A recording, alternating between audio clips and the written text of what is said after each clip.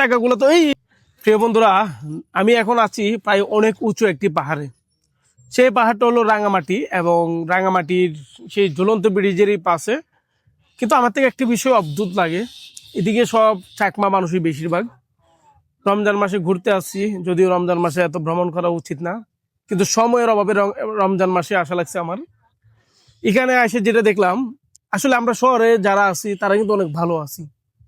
এখানে মহিলা থেকে পুরুষ সবাই যে পরিমাণ হাড়ভাঙ্গা পরিশ্রম করে, কেউ আনারস বিক্রি করে, কেউ তেঁতুল বিক্রি করে, কেউ কদু বিক্রি করে, কেউ আপনার লতা পাতা বিক্রি করে। এগুলো হচ্ছে চাকমা মানুষগুলোই করতেছে।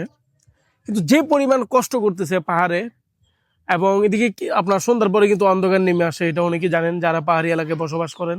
আর সবচেয়ে বড় কথা হলো দুর্গম পাহাড়, দুর্গম এলাকা, অনেক রাস্তায় গাড়ি ঘোড়ার কোনো ব্যবস্থা নাই। কিন্তু এত কষ্ট করে মানুষগুলো এখানে আসে, এবং এই শহরে শুধু এক মুঠ ভাতের জন্য এত কষ্ট করে।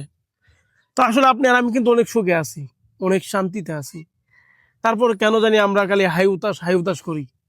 আসলে আমরা